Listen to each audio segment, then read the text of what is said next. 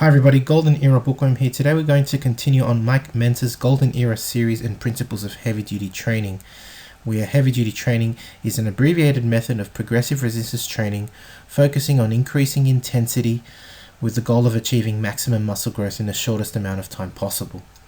Now today we're going to focus on the advanced principles of heavy duty training as taught by Mike Mentzer, with the focus on achieving total failure in every set of your workout, and in this case this is achieved by taxing the 3 levels of strength.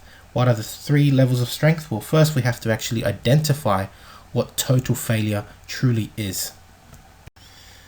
Now, to stimulate new muscle growth, Mike Mentzer puts it very clearly: one needs to train at a very high level of intensity where one is forced to utilize 100% of one's momentary ability, and this is best performed by doing a pre-exhaustion kind of cycle.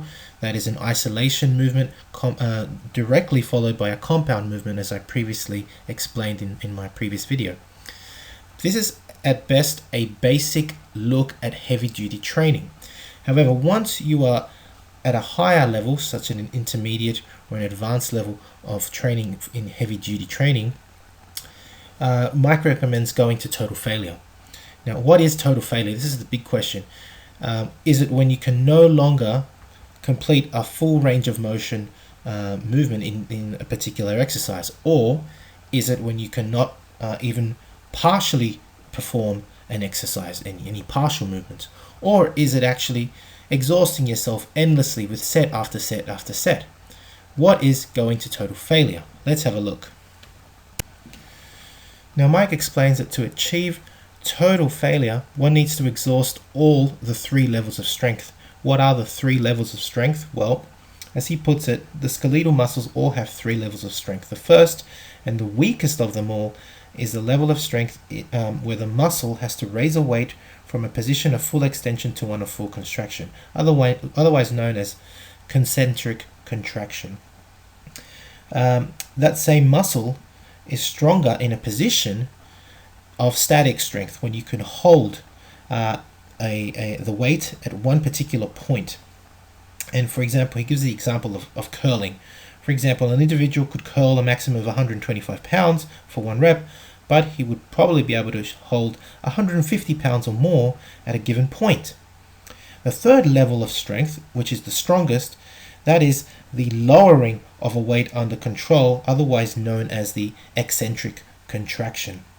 This controlled lowering is also known as a negative resistance. The individual who is capable of curling 125 pounds or holding 150 would probably have the ability of lowering 175 pounds or even 200 pounds in the actual curl.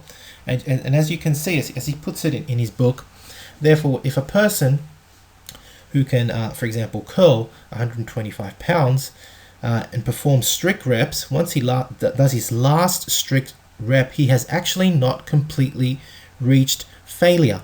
He would have to completely exhaust the remaining levels of strength, that is static strength and negative strength. And in the next slide, we will see the most advanced principles of bodybuilding being used to exhaust all levels of strength to reach total failure. Mike Mentzer actually explains what a set would look like for an advanced trainee. For example, he says that a weight should be chosen that will allow approximately 6 strict, perfect reps. However, you would never stop at such a number. If you could perform 7 or 8 reps, you would do that. And once your positive strength level or your concentric contraction level has been exhausted, that is when you've done as many strict reps as possible, you would actually go into forced reps, where you would have an assistant helping you to squeeze out those last 2 or 3 reps. At this point, you have finally reached total failure, at least in your first level of strength, but you haven't reached total failure of the muscle yet. At this point, you would start using now negative reps, because using negative resistance, the first 2 or 3 reps of negative reps would actually start to tax your static strength. And after that, when you're reaching now your 4th or 5th, when you can barely hold the weight, you've now exhausted static strength. Continuing with more negative reps, eventually you can't even lower the weight anymore. And at that point, you finally exhausted your negative strength or your eccentric contraction capacity, and finally you've achieved total failure. Of course, this is a very advanced level of training, and should only obviously be followed by at least an intermediate or an advanced trainee. Now, in Mike Mentzer's heavy duty training video, he also explains the use of these advanced training principles. Let's have a listen. Intermediate and advanced trainees with at least 1 to 2 years of regular intense training will benefit greatly from the correct application of various other techniques. This includes such things as forced reps and pre-exhaustion. For forced repetitions, immediately after your own maximal rep, have a partner assist in the completion of 2 more repetitions, which would have otherwise been impossible. This will raise the intensity level an additional increment. After exhausting your capacity to control negative resistance movement, you attain a state of total muscular failure. For the additional performance of negative repetitions, have a partner assist in raising the weight. With any remaining available strength, lower the weight slowly back to the starting position. So I hope you've enjoyed this video on the advanced principles of heavy duty training and how to implement them, especially if you're an intermediate or advanced trainee. I leave you with this awesome shot of Mike Mentzer with incredibly Joe Wader behind him.